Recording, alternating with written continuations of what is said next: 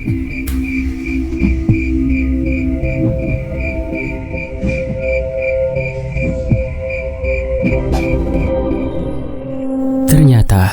awal mula terjadinya ngunduh jiwa adalah saat dimana anak dari Mbah Sur yang bernama Rahayu didatangi oleh seseorang berjumlah 4 orang asing yang bermaksud ingin menjadikan Rahayu sebagai calon menantunya.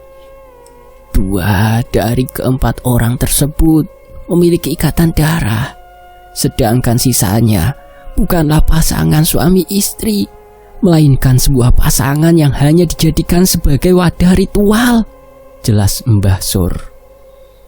Aku tidak memahami akan penjelasan Mbah Sur. Mbah Sur boleh jelasin lebih detail? Tepatnya saat dimana Rahayu akan dipersunting oleh salah seorang pria yang bahkan belum dikenalinya sama sekali. Rumah kami didatangi oleh 4 orang asing. 2 dari mereka mengaku sebagai pasangan, sedangkan sisanya adalah seorang ibu dan juga anak. Dan Ibu Sumi dan Pak Sumardi mulai memahami penggambaran yang diberikan oleh Mbah Sur terkait dengan latar belakang terjadinya ngunduh jiwa yang sudah memakan lebih dari 8 korban dalam 1 tahun terakhir. Mbah Sur melanjutkan penjelasannya. Mereka meminta kepadaku untuk mengikhlaskan Rahayu agar bisa dipersunting oleh seorang pria yang bernama Bagus. Mbah Sur saat itu tidak mengenal siapa mereka semua. Yang mereka tahu, salah satu dari mereka berempat adalah orang yang memiliki nama di desa Terjokromo. Dia adalah Bunda Melati, orang yang dikenal karena kemajuan usahanya yang begitu sangat pesat. Saking pesatnya, dia membuka usaha lain seperti perias pengantin yang nantinya akan menjadi usaha terbesar bagi kehidupannya. Pemaksaan yang dilakukan oleh Bunda Melati yang menginginkan gadis perawan bernama Rahayu ini sempat memperoleh kecaman dari Mbah Sur. Namun tetap saja, keberadaan mereka tidak menguntungkan saat itu. Bunda Melati terus memberikan banyak penawaran terhadap Rahayu dan juga termasuk kepada Mbah Sur. Mereka berdua diberi penawaran dengan nilai yang cukup fantastis, di mana saat nantinya Rahayu akan dinikahkan dengan anaknya, Bunda Melati akan menjamin akan mensejahterakan kehidupannya dan juga kehidupan keluarga lainnya. Akan tetapi, tiba saat dimana 7 hari sebelum pernikahan dimulai, Rahayu selalu diperintahkan oleh Bunda Melati untuk mengunjungi rumah seorang perias pengantin yang bernama Bi Imah. Di sana juga Bunda Melati meminta kepada Rahayu untuk memakan bunga melati yang kesannya harus mengikuti kebiasaan yang dilakukan oleh Bunda Melati dalam kesehariannya. Selain harus memakan bunga melati yang akan menjadi kebiasaan terbarunya, Rahayu juga diminta untuk menyisiri rambutnya yang sudah diberi serat bunga melati. Permintaan tersebut langsung disampaikan oleh Bunda Melati melalui perias pengantinnya. Anakku selalu memakan melati di tiap pagi dan menyisiri rambutnya secara terus-menerus, sampai akhirnya teror yang mengerikan pun terjadi saat itu juga, jelas Mbah Sur. Mbah Sur masih belum melupakan kenangan yang mengerikan saat dimana dia melihat dengan jelas sosok demit pengantin yang merasuki tubuh anaknya secara perlahan. Rahayu selalu mengamuk-ngamuk di hari-hari menjelang pernikahannya. Dia hanya memakan bunga melati di setiap pagi, siang, dan menjelang tidur. Aku sendiri pernah mendapati demit pengantin itu hadir tepat di belakang tubuh Rahayu saat dia sedang menyisiri rambutnya. Bisa dibilang, sosok demit pengantin itu akan merasuki tubuh korbannya secara perlahan-lahan dengan media bunga melati yang diberikan oleh Bunda Melati kepada Bi Imah, lalu diserahkan kepada calon tumbal. Sosok tersebut akan merasuki tubuhnya sampai hari pernikahan tiba. Mbah Sur terus menceritakan perjalanan Rahayu hingga detik-detik di mana hari pernikahan akan tiba. Dirinya menyaksikan banyak kejanggalan saat hari pernikahan Rahayu dengan seorang pria yang bernama Bagus. Dan saat pernikahan tiba, Mbah Sur merasa ada yang tidak beres. Keluarga dari mempelai pria hanya bisa dihitung dengan hitungan jari. Sedangkan orang-orang yang berada di pihaknya melebihi dari mempelai pria dengan perbedaan jumlah seperti ini. Mbah Sur terlihat ada yang tidak beres dengan praktek pernikahan yang dilakukan oleh keluarga dari Bagus itu sendiri. Kejanggalan lainnya adalah saat pernikahan tiba, orang yang menikahkan Rahayu dan juga Bagus adalah bagian dari keluarganya sendiri. Orang tersebut adalah pria asing yang selalu bersama dengan Bunda Melati. Bukan hanya itu saja, setelah akad nikah diucapkan, kesurupan massal pun terjadi saat pernikahan Rahayu dan Bagus telah usai. Sebanyak 10 orang dari pihaknya mengalami kesurupan massal dan mengamuk-ngamuk tidak jelas. Kekacauan pun tergambarkan dengan jelas. Mbah Sur hanya bertanya-tanya, mengapa dirinya tidak terkena gangguan tersebut? Ia berpikir bahwa Bunda Melati telah menyiapkan ini semua. Mereka menjadikan ke-10 orang ini benar-benar kehilangan akal untuk menutupi semua aib-aib buruknya selama pernikahan antara Rahayu dan Bagus berlangsung. Dan lagi-lagi, orang yang mampu menenangkan dan menyelesaikan itu semua adalah Bunda Melati. Bunda Melati memberikan bunga melati dan menyuruh kepada orang yang sedang mengalami kesurupan untuk memakannya. Dengan terpaksa, sebanyak 10 orang yang mengalami kesurupan harus menelan mentah-mentah bunga melati tersebut. Ibu Sumi masih tidak percaya dengan tragedi semacam itu. Oleh karena itulah, dirinya merasa ada yang janggal, karena dia dan juga suaminya adalah seorang lebe. Mana mungkin dirinya tidak mengetahui akan pernikahan yang terjadi di sekitaran desa Terjokromo? Kami ingin bertanya, Mbah, apakah pernikahan mereka sengaja ditutup-tutupi, Mbah? Tanya Bu Sumi kepada Mbah Sur. Benar, mereka menutupi itu semua. Mereka tidak ingin jika praktek ilmu hitamnya terbongkar. Karena itulah, orang yang mengetahui ini semua adalah orang-orang yang selamat dalam pernikahan itu berlangsung. Jelas Mbah Sur. Hanya orang-orang yang selamat? Maksudnya? Tanya Pak Sumardi. Mereka yang mendatangi pesta pernikahan tersebut rata-rata akan hilang akalnya. Apakah kau tahu kenapa di desa ini tidak ada yang tahu tentang pernikahan tersebut? Ibu Sumi dan Pak Sumardi saling menatap satu sama lain. Mereka belum memahami apa yang menjadi teka-teki dari pernikahan yang dilakukan oleh keluarga dari Bunda Melati. Mereka semua tidak akan bisa menjawab akan hal itu, karena saat tragedi berlangsung, akal mereka dihilangkan sementara. Jawab Mbah Sur. Jadi, ketika kesurupan itu berlangsung, gunanya adalah benar untuk menghilangkan pikiran mereka, agar tidak bisa membocorkan praktek pernikahan yang dilakukan oleh keluarga iblis tersebut. Obrolan berhenti sejenak. Mbah Sur memegang tangan Ibu Sumi. Dengan tatapan yang sudah berkaca-kaca, Mbah Sur mengatakan sesuatu kepada Bu Sumi. Aku ingin menunjukkan sesuatu kepada kalian berdua, ucap Mbah Sur. Apa itu, Mbah? Tanya Bu Sumi. Mbah Sur kemudian membuka kain yang menutupi lehernya. Ia kemudian membeberkan satu fakta terkait apa yang terjadi kepadanya selama teror demit manten itu terjadi kepadanya, dan fakta yang dia ketahui terkait manten tersebut. Jika salah seorang keluarganya sudah mengetahui akan penyebab dari demit manten merasuki calon pengantin, maka demit manten tersebut akan berusaha penuh untuk membunuh orang tersebut, kata Mbah Sur. Ibu Sumi yang melihat itu hanya ikut menjadi terkejut. Dia benar-benar kaget melihat luka mengerikan tepat di bagian tengah leher Mbah Sur. Sembari meneteskan air mata, Mbah Sur pun menyampaikan permintaan terakhirnya kepada Ibu Sumi dan Pak Sumardi. Aku meminta satu hal kepadamu, Nak. Tolong hentikan praktek pernikahan ini. Selamatkan korban terakhir dan keluarganya.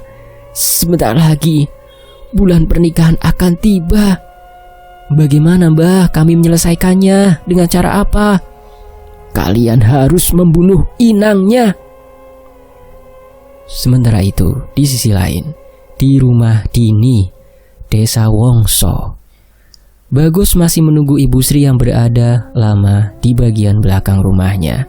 Ia tidak mengetahui apa yang akan terjadi kepada calon mertuanya tersebut tatkala demit manten menuju ke arahnya. Tidak berselang lama, muncul seorang wanita tua yang sedang berjalan sempoyongan sembari memegangi lehernya yang sudah penuh dengan darah. Di tangan kanannya sudah terpegang pisau dapur dengan lapisan darah yang berada di ujungnya. "Ibu Sri, jangan ke sana, Bagus." Tapi Bu, Ibu Sri tiba-tiba terjatuh.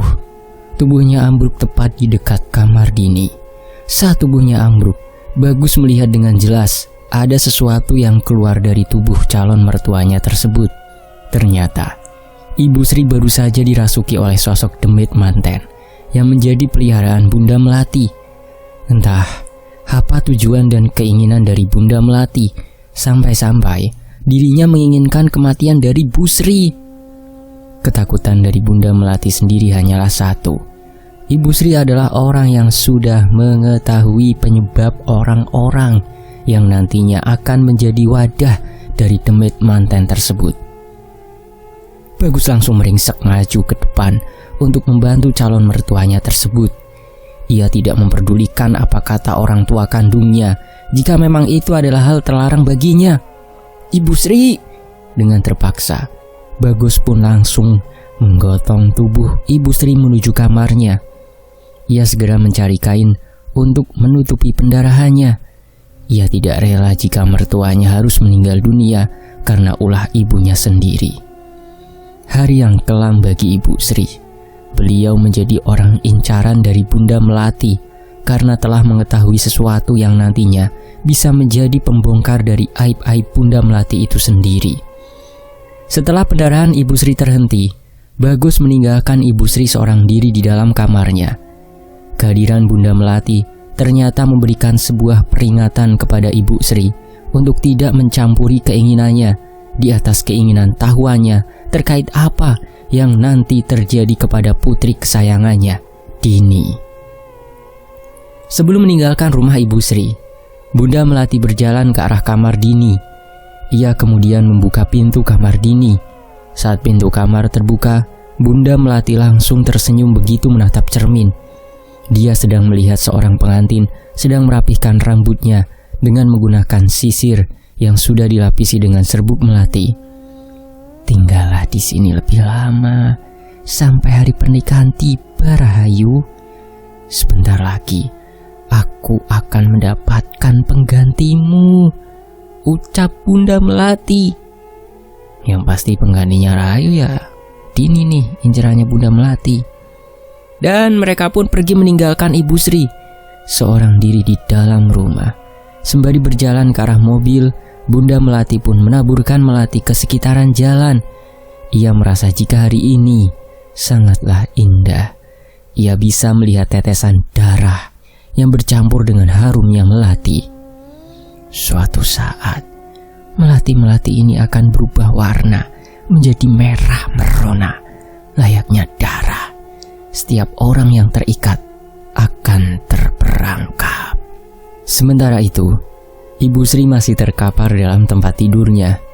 Dia menyadari bahwa pernikahan yang nantinya akan dilakukan oleh anaknya dengan seorang pria yang bernama Bagus tidak akan berjalan dengan mulus. Orang tua Bagus hanya menginginkan Dini sebagai wadah dari demit manten yang tiap tahun atau tiap kali anaknya menikah, demit itu akan menjadikan istrinya sebagai wadah. Kendala terbesar yang nantinya akan dihadapkan oleh Ibu Sri adalah pembuktian terhadap kejahatan yang telah dilakukan oleh Bunda Melati kepada keluarganya. Ia sama sekali tidak menyangka bahwa semua teror yang terjadi kepadanya merupakan satu dari banyaknya serangkaian rencana yang sudah dipersiapkan oleh keluarga dari Bunda Melati sendiri. Kini, Ibu Sri hanya bisa memegangi lukanya sembari melihat langit-langit kamar. Ia juga tidak peduli jika nantinya akan ada teror semacamnya. Ia tampak lelah dan tidak bergairah lagi untuk menjalani kehidupan yang penuh dengan kebohongan. Namun, hati kecilnya menangis. Dia merasa telah gagal untuk memberikan kebahagiaan kepada anaknya sendiri. Terlebih lagi, keluarganya adalah orang biasa, rakyat kecil yang sedang memberikan kebahagiaan kepada anak perempuannya. Saat dimana Ibu Sri sedang memikirkan sesuatu yang tidak-tidak, dia berencana untuk mencari cara agar bisa menghentikan ini semua dengan cepat. Sisir dan melati, ucapnya sambil meneteskan air mata. Perlahan, ia membangkitkan tubuhnya yang masih terlentang di kasur. Ia berusaha menarik semua beban rasa sakitnya. Bagian kepala yang sudah terluka kini berganti kepada bagian leher yang memiliki luka dengan fatal. Aku harus membakar semuanya. Ibu Sri menengok ke arah jendela kamarnya. Masih ada waktu untuk bisa menghentikan ini semua. Dia hanya membakar semua melati dan sisir pemberian dari perias pengantin yang memberikan efek teror mematikan kepadanya. Sementara itu, matahari sudah sedikit meredup. Cahayanya benar-benar memberikan kehangatan, tapi tidak bagi hati dan pikirannya yang semakin panas, seperti terbakar oleh amarah dendam yang menggebu-gebu. Sembari memegangi lehernya, Ibu Sri mengangkat satu persatu kakinya dan memindahkannya ke bagian bawah kasur. Ia berencana untuk keluar dari kamarnya dan bertujuan untuk menuju ke kamar Dini. Saat Ibu Sri membuka pintu kamarnya, ia terkejut dengan kehadiran dua orang asing wanita yang sudah terduduk di ruang tamu. Dua orang wanita tersebut langsung menundukkan kepalanya sebagai tanda penghormatan kepada Ibu Sri. Siapa kalian? Saya perias pengantin yang ditugaskan oleh Bunda Melati untuk membawa anak ibu ke tempat kami. Sudah 2 hari rasanya dia tidak pernah kembali. Kami ingin melihat wajah cantiknya dan menyesuaikan lagi dengan riasan yang kami sandingkan untuk pesta pernikahan nanti. Tidak, saya tidak menyetujui pernikahan ini. Dua orang wanita tersebut adalah Bi Ima dan juga Cici. Keduanya berencana untuk mengambil Dini untuk kembali dirias nanti saat pesta pernikahan tiba. Cici dan Bi Ima hanya tersenyum. Dia mengetahui akan sesuatu yang tidak bisa diterima oleh Ibu Sri terhadap apa yang memang tidak diketahui oleh anaknya, yaitu Dini. Mereka pun terus beradu argumen.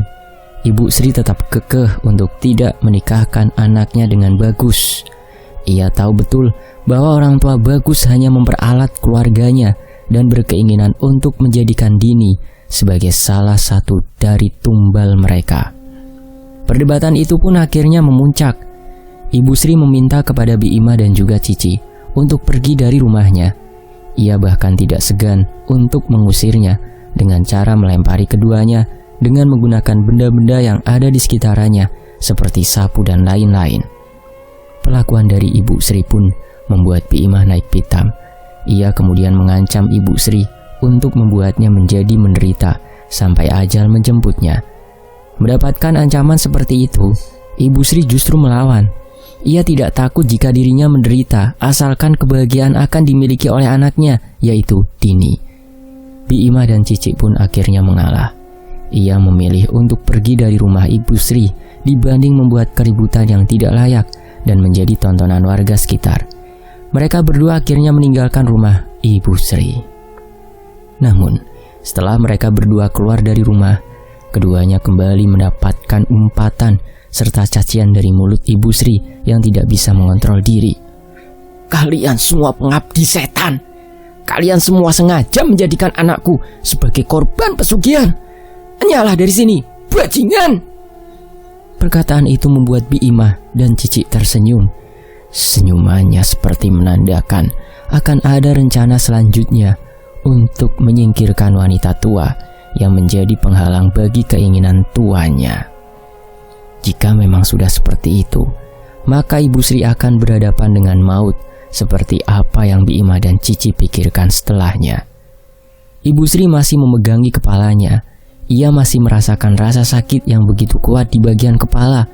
Rasa sakit yang bersamaan juga terjadi di bagian leher setelah dirinya tidak bisa mengontrol diri dan memaki-maki seorang perias pengantin suruhan Bunda Melati. leher dari Ibu Sri kembali merasakan rasa sakit. Ia hanya bisa bersandar di depan rumah sambil menunggu Dini dan juga suaminya. Dan tidak berselang lama, Pak Terjo dan Dini pun kembali ke rumah. Mereka berdua terkejut saat mendapati Ibu Sri sedang bersandar di pintu rumah dengan rambut yang sudah acak-acakan, ditambah dengan luka di bagian leher. Dini dan Pak Terjo pun mulai khawatir dengan keadaan dari Ibu Sri yang terus-menerus mendapatkan hal-hal aneh jika ditinggal sendiri di dalam rumah. "Bu, Ibu kenapa?" tanya Pak Terjo. Ibu Sri hanya menangis. Ia memeluk suami dan juga anaknya yang menjadi tempat untuk berlabuhnya ketenangan di dekatnya. Air matanya benar-benar mengalir dengan deras. Perasaan kecewa dan sakitnya benar-benar tertampakkan saat itu juga. Pertanyaan besar pun menyelimuti Pak Terjo dan juga Dini. "Leher Ibu kenapa, Bu?" tanya Dini. Ibu Sri pun langsung menatap tajam ke arah anaknya. Ia kemudian memegangi kerah baju anaknya sambil berkata, "Demit manten itu ada di rumah kita. Mereka berniat menumbalkanmu dan menjadikanmu sebagai wadah." Jelas Ibu Sri. "Wadah?" tanya Dini. Ibu Dini pun langsung melihat banyak melati yang berserakan tidak jauh dari depan rumahnya. Ia kemudian mengambil melati-melati itu seperti orang kesetanan dan menunjukkannya kepada Dini. Ini adalah perkaranya. Perias pengantin itu telah menjebak kita. Dia ingin membunuh Ibu dengan ini," ucap Ibu Sri sembari menunjukkan bunga melati itu kepada Dini. Dini hanya terdiam. Ia kemudian mengambil bunga tersebut. Matanya seperti terhipnotis untuk memakan bunga itu. Perlahan Dini menelan ludahnya seperti menelan dahaga lapar yang sudah ditunggu-tunggu olehnya. "Ini makananku, Bu," ucap Dini. Dini pun membuka mulutnya lebar-lebar. Ia kemudian mengarahkan melati itu ke dalam mulutnya sebelum akhirnya Ibu Sri mengambil lebih dulu bunga melati yang ingin dimakan oleh Dini. "Jangan kau makan bunga ini. Ini harus dibakar. Sisir yang kau gunakan juga harus dibakar," jelas Ibu Sri. Dini yang mengetahui hal itu langsung marah. Ia kemudian berusaha untuk mengambil paksa bunga melati yang sudah berpegang tangan darinya. Sedangkan Ibu Sri, ia menginjak bunga melati tersebut tepat di hadapan anaknya sendiri. "Gara-gara ini leherku jadi terluka. Gara-gara ini kehidupanku juga jadi hancur." Pak Terjo dan Dini hanya terdiam sambil melihat tingkah Ibu Sri yang sangat emosi terhadap bunga melati yang tersebar di hadapan rumahnya. Keduanya masih belum paham apa yang terjadi kepada Ibu Sri. Namun dari raut wajahnya yang penuh kekesalan, Pak Terjo dan Dini merasa ada yang tidak beres dengan Ibu Sri, sampai-sampai dirinya harus menginjak-injak bunga melati tersebut. Setelah puas menginjak-injak bunga melati, Ibu Sri kehilangan keseimbangannya. Tubuhnya tiba-tiba terjatuh. Ibu Sri kembali pingsan. Mukanya semakin pucat. Sepertinya Ibu Sri kelelahan. Mental dan fisiknya benar-benar diserang beberapa hari ini. Mungkin penyebab dari ini semua adalah ketakutan yang dirasakan oleh Ibu Sri sendiri. Pak Terjo segera mengangkat tubuh Ibu Sri ke dalam kamar. Dini masih berada di luaran rumah. Ia masih menatap bunga-bunga melati yang diinjak-injak oleh ibunya. Seakan kebiasaannya sudah mendarah daging. Dini segera berlari ke tempat di mana bunga melati itu diinjak-injak. Ia kemudian mengambil satu persatu melati itu, lalu melahapnya seperti orang yang sedang kelaparan. Sementara itu, terdengar adzan waktu maghrib berkumandang. Orang-orang di desa Wongso segera masuk ke dalam rumah. Mereka tahu jika waktu maghrib adalah waktu yang sangat sakral, melebihi waktu-waktu lainnya. Keadaan Ibu Sri sedikit membaik. Ia hanya perlu istirahat penuh dengan diberikan perawatan yang terbaik. Pak Terjo mengundang salah seorang ustadz yang memang berasal dari sekitaran desa. Katanya, ustadz tersebut pernah mengobati orang-orang yang memang mendapatkan gangguan yang sama seperti yang telah terjadi kepada Ibu Sri. Saat dimana sang ustadz ingin memasuki rumah, dia merasa ada gesekan energi dari dalam rumah tersebut. Menurut ustadz tersebut, Ibu Sri mengalami gangguan gaib yang mungkin saja disebabkan oleh sesuatu yang berada di sekitaran rumahnya. Sudah berapa lama teror ini terjadi? Tanya ustadz tersebut kepada Pak Terjo. Kira-kira sudah hampir 2 hari ini, Ustadz. Apakah sebelumnya pernah ada orang asing yang pernah memasuki rumah ini selama 2 hari kemarin? Pak Terjo terdiam. Ia bahkan tidak mengetahui akan hal tersebut. Begitu juga dengan Dini. Dia hanya menatap ustadz tersebut dengan tatapan yang tajam sambil memakan bunga melati yang sudah dia letakkan ke dalam mangkuk kecilnya. Keanehan yang terjadi pada Dini pun menarik perhatian ustadz tersebut. Ia kemudian mendekati Dini yang sedang memakan melati dengan tatapan yang berubah drastis menjadi tatapan yang sangat kosong. Sudah berapa lama anakmu memakan melati ini, Pak? Tanya ustadz itu kepada Pak Terjo. Sudah 2 hari ini, Pak Ustadz. Siapa yang menyuruh dia memakan bunga melati ini? Pak, itu atas perintah dari calon mertuanya. Katanya melati ini diberi oleh perias pengantin yang nantinya akan merias Dini di hari pernikahannya. Calon pengantin ya, kata ustadz. Saat dimana ustadz tersebut sedang menatap Dini, tiba-tiba wajah Dini mendadak berubah menjadi sosok wanita pengantin. Astagfirullah. Kenapa Ustadz? Aku tahu sumber masalah ini, Pak. Ustadz tersebut meminta segelas air kepada Pak Terjo. Dia ingin mengeluarkan sesuatu yang memang sudah mengendap di dalam tubuh Dini dan menjadi penyebab dari gangguan aneh yang terus-menerus meneror Ibu Sri. Setelah Pak Terjo mengambilkan segelas air, ia pun langsung menyerahkan kepada ustadz tersebut. Dia bukan orang yang pertama, Pak. Maksudnya Ustadz? Nanti Bapak tahu setelah saya mencipratkan air ini ke wajahnya. Tapi sebelum itu, tolong tutup kamar istri Bapak. Pak Terjo pun langsung menutup pintu kamar istrinya sesuai dengan arahan ustadz tersebut. Ia tidak tahu apa yang sedang direncanakan oleh ustadz tersebut, sampai-sampai harus meminta kepadanya untuk menutup pintu kamar istrinya. Mulut ustadz tersebut membaca sesuatu seperti doa khusus yang berguna untuk meruqyah seseorang yang memang sedang berada di dalam gangguan. Tidak berselang lama, ustadz itu mulai mencipratkan air ke wajah Dini dan hal yang mengerikan pun terjadi. Tiba-tiba, lampu rumah menjadi mati, angin bertiup dengan kencangnya hingga membuat jendela rumah menjadi terbuka. Terdengar suara-suara aneh dari luaran. Dini yang awalnya menatap ustadz tersebut, kini dirinya mengganti posisi wajahnya menjadi menunduk ke arah bawah. Sang ustadz seperti mengetahui sosok yang merasuki tubuh Dini. Dia yakin sosok yang sama pernah dia temui, namun dengan wadah atau orang yang berbeda. Assalamualaikum. Ustadz itu memulai pembicaraan dengan menyapa sosok yang merasuki Dini.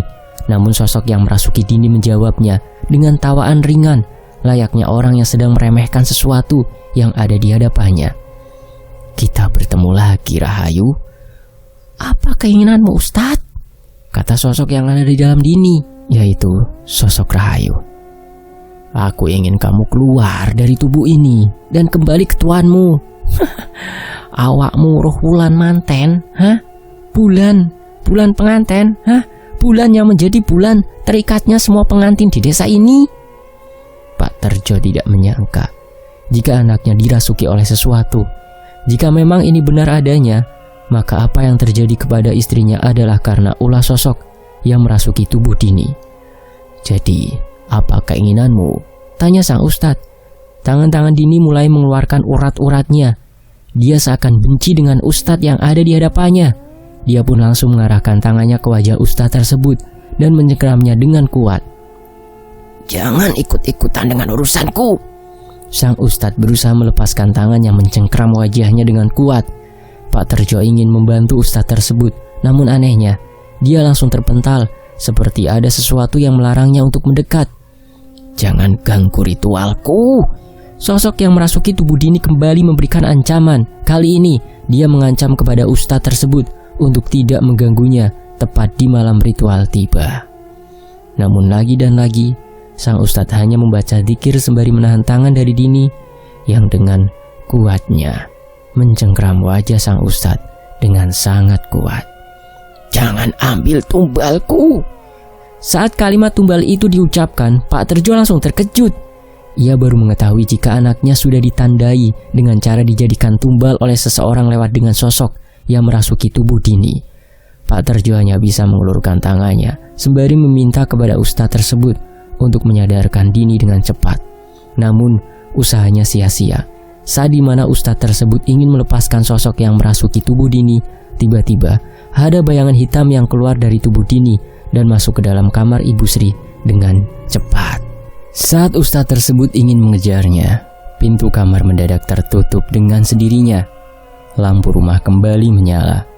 Keadaan menjadi normal. Hanya saja ada yang tidak beres dengan Ibu Sri yang tiba-tiba langsung sadar saat pintu tersebut menutup dengan sendirinya. Mula-mula mereka berdua segera mengangkat tubuh Dini ke kamarnya. Lalu mereka kembali lagi untuk menyelamatkan Ibu Sri yang sedang terperangkap di dalam kamar. Entah apa yang terjadi di dalam. Mereka mendengar seperti ada sesuatu yang sedang dilakukan oleh Ibu Sri. Dan benar saja, tidak berselang lama, kemudian terdengar suara teriakan minta tolong dari dalam kamar tersebut. Ustadz itu meminta kepada Pak Terjo untuk membantunya mendobrak pintu. Dan saat pintu didobrak, mereka berdua melihat sesuatu yang kurang mengenakan untuk dipandang. Ibu Sri sedang membuka seluruh pakaiannya dan menggaruki sekujur tubuhnya dengan kuku-kuku di tangannya hingga menyebabkan tubuhnya menjadi terluka. Astagfirullah, Ibu! Sang ustadz menjadi serba salah. Di lain sisi dirinya ingin menyelamatkan Ibu Sri, namun di sisi lain aurat Ibu Sri terbuka dengan jelas. Untuk menyelesaikannya, Pak Terjo pun segera memakaikan lagi seluruh pakaian yang sudah dilepas oleh Ibu Sri untuk nantinya dapat dengan mudah si ustadz tersebut dalam mengeluarkan sosok yang sedang berpindah wadah ke dalam tubuh Ibu Sri. Malam itu, sang ustadz segera menenangkan keadaan. Dirinya seperti terbawa ke masa lalu saat berusaha menyelamatkan seseorang yang di kasusnya sama seperti apa yang terjadi kepada Dini dan juga Ibu Sri. Setelah selesai, sang ustadz pamit untuk pulang. Ia meminta kepada Pak Terjo untuk mengelilingi rumahnya di tiap pagi, siang, dan menjelang maghrib. Jika ada bunga melati yang berserakan, segera ambil dan bakar. Sementara itu, waktu terus berlanjut. 4 hari sebelum pesta pernikahan Desa Terjo Kromo. Waktu kembali berputar dengan cepat. Mentari bersinar dengan terangnya di Desa Terjo Kromo. Suara ayam yang berkokok terus-menerus bersahutan. Kini, Pak Sumardi dan Ibu Sumi kembali memiliki tugas terhadap pemecahan konflik lama yang telah terjadi di dua desa yang berbeda, yaitu Desa Terjo Kromo dan juga Desa Wongso. Mereka berdua kembali berangkat ke Desa Wongso untuk menemui Mbah Sur. Tujuannya adalah untuk menggali informasi lebih dalam terkait dengan praktik ilmu hitam yang dilakukan oleh keluarga dari Bagus sendiri. Tidak seperti hari-hari biasanya, Pak Sumardi dan Ibu Sumi justru terus mengunjungi Desa Wongso untuk membongkar lebih dalam terkait dengan sesuatu yang sudah lama belum juga terpecahkan. Perjalanan kali ini cukup memakan waktu yang lama. Selain dengan kendaraan yang seadanya, mereka berdua juga sudah berumur. Kini keduanya sama-sama berjuang untuk mengetahui lebih dalam terkait dengan misteri yang sudah lama terpendam di desanya. Tiba di Desa Wongso, Ibu Sumi dan Pak Sumardi langsung bertolak ke rumah Mbah Sur. Keduanya memang sudah janjian terlebih dahulu untuk mengobrol lebih panjang akan cerita yang belum pernah ia ketahui sebelumnya. Dan saat dimana ketika mereka tiba di rumah Mbah Sur sudah berdiri di depan rumah sambil mengulurkan tangannya. "Ayo cepat masuk, kalian harus tahu ini." Pak Sumardi dan Ibu Sumi segera masuk ke dalam rumah Mbah Sur. Sepertinya Mbah Sur memiliki cerita yang menarik sampai-sampai dirinya begitu antusias untuk membagikan ceritanya kepada Pak Sumardi dan Ibu Sumi. "Semalam ada salah seorang warga yang mengalami kerasukan. Namun sosok yang merasukinya selalu berpindah wadah." "Berpindah wadah? Maksudnya, Mbah?" "Namanya Ibu Sri dan Dini. Di desa sebelah, aku baru tahu jika Dini adalah wanita yang nantinya akan dijodohkan oleh Bagus." Ibu Sumi dan Pak Sumardi masih belum paham dengan cerita Mbah Sur yang sedikit kurang jelas terhadap alur cerita yang dia ceritakan. Begini. Beberapa hari ke depan, bulan pernikahan akan tiba. Tepat bulan itu tiba, Bagus akan menikah dengan seorang gadis yang berasal dari Desa Wongso yang bernama Dini. Namun selama beberapa hari ini, orang tuanya selalu mendapati teror yang mengerikan. Dan ini salah satunya, ucap Mbah Sur sembari menunjukkan luka di lehernya. Luka leher? Benar, leher Ibu Sri terluka karena dirinya menggorok lehernya sendiri dengan pisau dapur.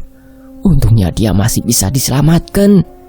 Ibu Sumi dan Pak Sumardi sempat menaikkan alis matanya sebagai tanda ngilu mendengar cerita seram itu. Mereka berdua tidak bisa membayangkan jika leher sendiri digorok menggunakan pisau dapur. Belum cukup sampai di situ. Malam tadi, Ibu Sri kerasukan sesuatu yang berasal dari tubuh Dini. Ternyata sosok itu berpindah wadah dari Dini ke tubuh Ibu Sri. Tambah lagi Mbah Sur. Lalu apa yang terjadi, Mbah? Tanya Pak Sumardi. Ibu Sri menggaruk tubuhnya sendiri dengan kedua tangannya sampai terluka. Mula-mula dia membuka semua pakaiannya sampai tidak ada satu kain pun yang menempel di tubuhnya. Lalu dia menggaruk tubuhnya, kemaluan dan bagian payudara hingga tergores oleh kuku-kukunya. Tidak disangka, ternyata memang benar adanya. Ibu Sumi sudah memprediksikan dari awal jika Bagus mencari wanita di desa Wongso. Benar seperti apa yang dikatakan oleh orang tua dari almarhum Wati. Keluarga Bagus mungkin saja dalang dari perbuatan kejam ini. Mereka jelas-jelas telah melakukan dosa besar terhadap orang-orang yang tidak bersalah demi kepentingan pribadi yang dia jalankan bersama dengan orang-orangnya. Lalu, apa yang harus kami lakukan, Mbah? Tanya Ibu Sumi kepada Mbah Sur. Biasanya, perias pengantin itu akan mendatangi rumah dari calon pengantin Bagus. Aku mengenali rupanya. Mbah Sur berniat membantu Pak Sumardi dan Ibu Sumi untuk mengetahui perias pengantin dari setiap calon pengantin yang akan dinikahkan oleh Bagus. Karena itulah, kesempatan ini menjadi kesempatan yang sangat langka. Di sisi lain, kesempatan ini hanya sekali datangnya. Kesabaran yang dilakukan oleh Pak Sumardi dan Ibu Sumi benar-benar membuahkan hasil. Sebentar lagi, keduanya akan mengetahui terkait dengan misteri kematian para pengantin yang meninggal setiap bulan pengantin tiba. Sementara itu, kembali ke desa Terjokromo, Bi Imah kembali menghadap Bunda Melati. Dia sepertinya ingin memberitahu akan sebuah hal terkait dengan pekerjaannya saat ini. Bunda, akan ada banyak pengganggu dalam acara bulan pernikahan tiba nanti. Aku tahu. Mungkinkah ritualnya dipercepat, Bunda? Sabar sejenak. Kita ikuti semua keinginannya. Yang terpenting, kita harus tahu siapa yang benar-benar berkontribusi untuk menggagalkan rencana kita. Bulan pernikahan akan tiba. 4 hari dari sekarang, orang-orang berbondong-bondong untuk menikah. Akan tetapi Bunda Melati dan juga Bi Imah telah menyusun rencana untuk melancarkan aksinya. Namun, dapatkah Pak Sumardi dan Ibu Sumi membongkar misteri ngunduh jiwa ini? Bersambung. Nantikan bagian berikutnya. Dengan cara apa Pak Sumardi dan Bu Sumi membongkar misteri ngunduh jiwa yang dilakukan oleh Bunda Melati? Nantikan hanya di Fakta Sejarah. Terima kasih Mas Restui Ratmaja sebagai penulisnya, dan terima kasih juga untuk narasumber. Juga tak lupa terima kasih buat teman-teman yang selalu setia menyimak kisah-kisah di Fakta Sejarah. Tanpa kalian, Fakta Sejarah bukan apa-apa. Demikianlah, bagian berikutnya akan segera saya bacakan ya. Doakan saya sehat selalu. Saya pamit, wassalamualaikum warahmatullahi wabarakatuh. Alhamdulillahirabbil alamin. Sampai jumpa di bagian berikutnya, tetap di Fakta Sejarah.